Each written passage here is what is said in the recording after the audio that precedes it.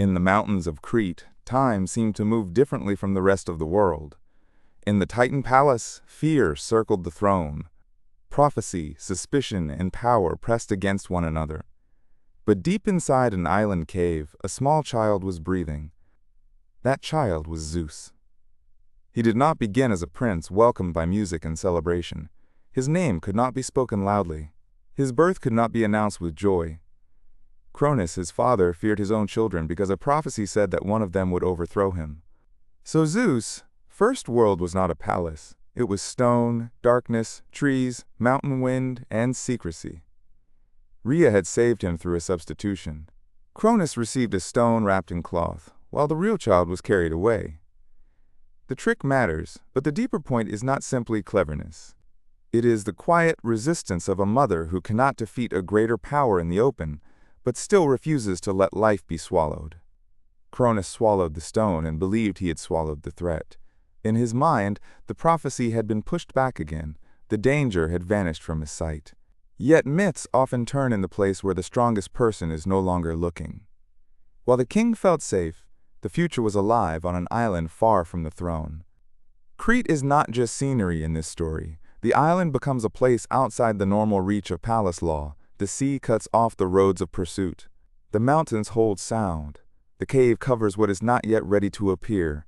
Zeus grows first not by revealing himself, but by staying hidden. Different traditions give different names to the guardians around him. Some speak of nymphs, such as Adrastea and Ida. Some tell of Amalthea, the goat whose milk fed the child. Others remember bees bringing honey. The details change, but the shared picture is clear. The greatest power in the world tried to erase a child, and small, quiet forms of care kept him alive. Protection does not always look heroic. Sometimes it is a mouthful of milk. Sometimes it is honey brought into a dark place. Sometimes it is a hand watching the cave entrance, or someone staying awake through the night to listen for danger. Long before Zeus could command the sky, he survived because others gave him time. That is what makes this part of the myth powerful. The future king of the gods begins independence. He is not yet thunder. He is not law. He is not victory. He is a baby who needs warmth, food, silence, and protection. Great power does not always begin by standing alone. Often it begins by being carried. Every cry was dangerous. A baby's cry is natural, but if Cronus heard it, the secret could collapse. So the Kouretes, young armed dancers in Cretan tradition, are said to have clashed their shields and spears. Metal struck metal. Feet beat the ground. The noise covered the sound of the child. The image is strange, because a nursery usually belongs to lullabies and soft voices. Zeus, for shelter, however, was surrounded by the sound of shields. The wall protecting him was not silence. It was carefully made noise.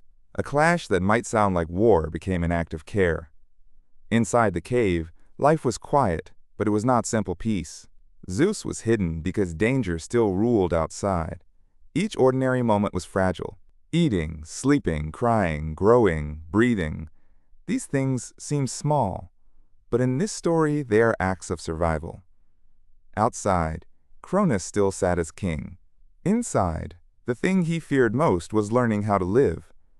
This is why the hidden childhood of Zeus matters. Greek myth could have shown him only as the finished Lord of Thunder. Instead, it pauses before the lightning. It shows the weak beginning behind the powerful name. The ruler of Olympus was once a child who could not protect himself.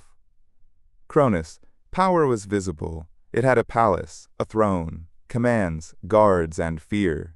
The power forming in Crete was almost invisible. A body becoming heavier, a hand becoming stronger, a cry turning slowly into a voice. These changes do not shake the world at once, but they prepare the force that will. Rhea's choice remains present in every breath the child takes. Some versions do not keep her beside him in the cave, but the result of her decision lives there. The hand that gave Cronus the stone, the heart that endured the danger, and the courage to send the real child away all continue inside this hidden place. Amalthea's milk and the bees' honey are more than food. They show that the world does not belong entirely to Cronus.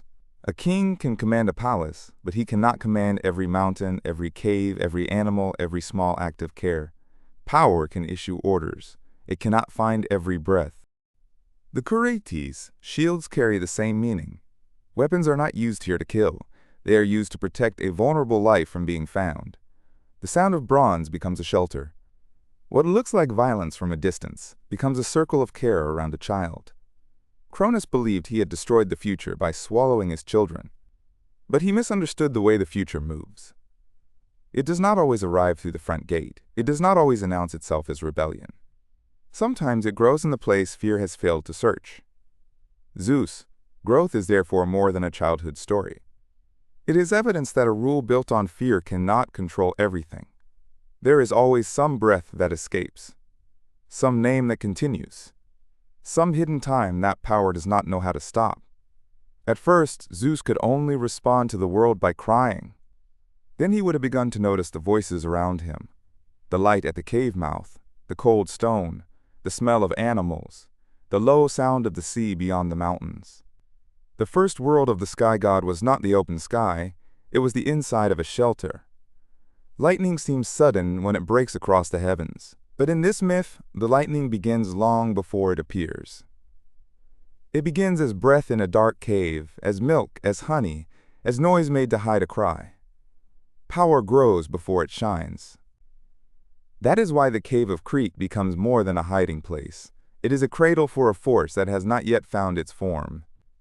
It is a dark space where a future order survives before it can speak its own name. The story also refuses to forget the people and beings who made that survival possible. Rhea's decision, the nymphs, care, Amalthea's milk, the bees, honey, and the Kouretes. Shields stand behind the glory that will later belong to Zeus. The myth remembers that a great name often rests on many quiet protections. In Cronus' world, fear tried to swallow everything. In Crete, another rule was at work. Hide what must live. Cover the cry that must not be heard. Give the weak enough time to become strong. This rule looks smaller than a king's command, but it would last longer. The hidden child had not yet shaken the heavens. He had not yet challenged Cronus. He had not yet opened the swallowed silence inside his father. But he had already changed one thing, the belief that Cronus' order was complete. The king thought he knew where the danger was. He thought he had removed it. He thought the future could be held inside his own body, as if swallowing were the same as ruling. But across the sea, in a cave he did not see, the opposite of his fear was growing. Zeus survived in Crete. That one fact is enough to turn the story. The throne still stands for now. Cronus still appears to rule. No thunder has crossed the sky yet, but between the rocks a small breath continues. It is the breath fear could not swallow, the breath someone chose to protect, the breath that will one day become storm, judgment, and a new order among the gods. Greek myth sees the beginning of that order not in a palace, but in the hidden life of a child.